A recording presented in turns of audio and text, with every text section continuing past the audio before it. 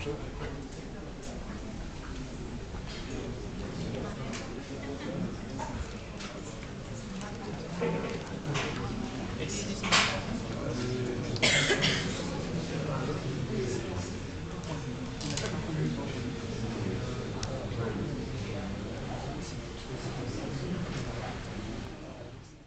Je vais laisser la parole à Michel Baudouin-Lafont. J'imagine que beaucoup d'entre vous le connaissent ou ont entendu parler. C'est quelqu'un qui en France, c'est pour ça qu'on est content qu'il soit venu, est très actif sur le domaine IHM et, chose qu'il faut souligner, est quelqu'un qui fait une très grande promotion de ce qui se fait en France à l'étranger. Alors, en tant que vous parlez d'interface on-machine, moi les interfaces, c'est pas ce qui m'intéresse le plus. Ce qui m'intéresse, c'est l'interaction. Je dis ça de manière un petit peu brutale. Ce que je veux mettre en avant ici, c'est le fait que lorsque un utilisateur est face à un ordinateur, eh bien, ils interagissent. Ils agissent l'un sur l'autre et réciproquement. Et c'est ce phénomène de l'interaction qui est intéressant pour les chercheurs à étudier, qui est intéressant pour les concepteurs, les designers à maîtriser. Et en fait, c'est en mesurant la qualité de ce phénomène, ou certaines de ses propriétés, qu'on peut dire qu'une interface est réussie ou pas. Ce qui veut dire qu'on ne peut pas évaluer une interface sans ses utilisateurs. Alors ça, VisiCalc, c'est une invention qui a vraiment, je pense, changé la façon dont on a considéré l'interaction avec l'ordinateur. L'idée de base de VisiCalc, c'est de reprendre ce que font les comptables, les gestionnaires, en remplissant des tableaux de chiffres, en faisant des additions à la main, mais de faire en sorte que c'est la machine qui fait les additions. Avec le Star, le Macintosh, on arrive à un ordinateur individuel. Certes, il est connecté en réseau, assez bien sur le Star, un peu moins sur nos Macintosh et PC d'aujourd'hui. On est passé d'un modèle centré sur les documents qui est naturel pour le commun des mortels à un modèle centré sur les applications qui n'est naturel qu'aux informaticiens. Et puis avec le World Wide Web, on a un petit peu perdu l'aspect actif de pouvoir fabriquer du contenu à un aspect beaucoup plus passif de navigation. Et je pense que tout ce que l'on voit aujourd'hui avec le Web 2.0 tend à remettre un certain nombre de ces idées de coopération, de modèles à base de documents dans la petite fenêtre du World Wide Web.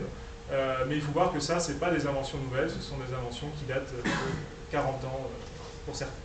Je ne sais plus comment manipuler mes tabulations à la main. Je suis sûr que c'est possible de le faire, mais il y a un certain nombre de fonctions comme ça, directes, qui ont été perdues parce qu'on a imaginé que c'était mieux de donner plus de fonctionnalités plutôt que de donner les bonnes fonctionnalités et de leur donner la bonne interface.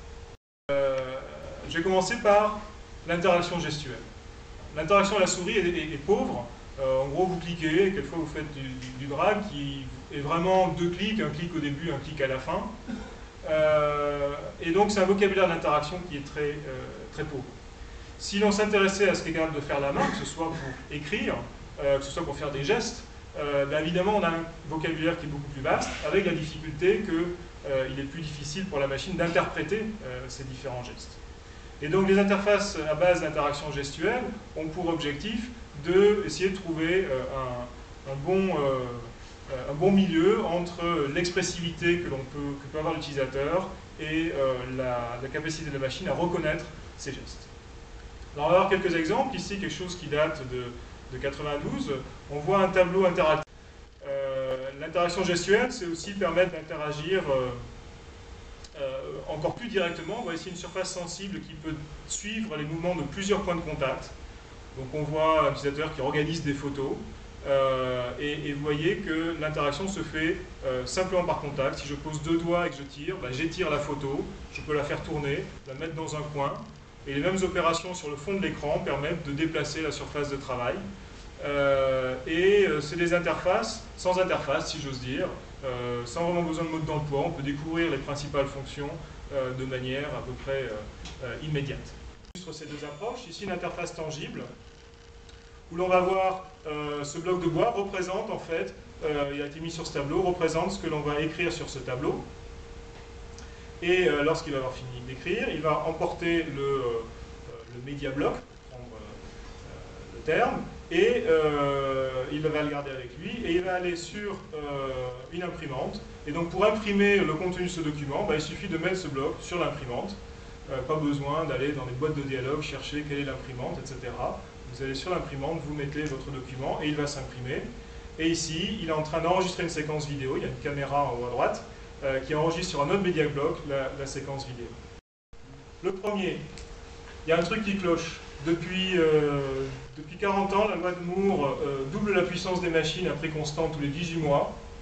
Vous avez la comparaison ici entre deux machines qui ont 20 ans d'écart, des facteurs de plusieurs milliers en puissance de calcul. Les interfaces en 20 ans n'ont presque pas changé. Qu'est-ce qui cloche? Vous, utilisateurs, vous avez le droit de demander d'avoir de meilleures interfaces parce qu'on a la puissance de calcul. Vous avez le devoir de demander de meilleures interfaces parce que vous avez plus de données à manipuler et donc vous avez besoin de meilleures interfaces pour aller manipuler ces données. Il faut être capable de réflexion pour se dire j'ai pas la sensation d'utiliser une interface, c'est donc qu'elle est bien faite. Le succès du iPod, il est en grande partie là.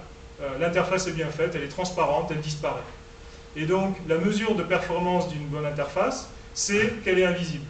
Ce qui est frustrant pour ceux qui la réalisent, parce qu'en général on ne les complimente pas, et ce qui est difficile à faire passer. Et beaucoup de choses que je vous ai présentées, je les ai choisies parce qu'elles avaient un aspect un peu spectaculaire, qui pouvait communiquer facilement, purement visuellement. Mais les meilleures interfaces ne sont pas forcément celles que j'ai montrées. Simplement, il faudrait que vous puissiez les expérimenter vous-même pour vous rendre compte de leur efficacité et de leur pertinence.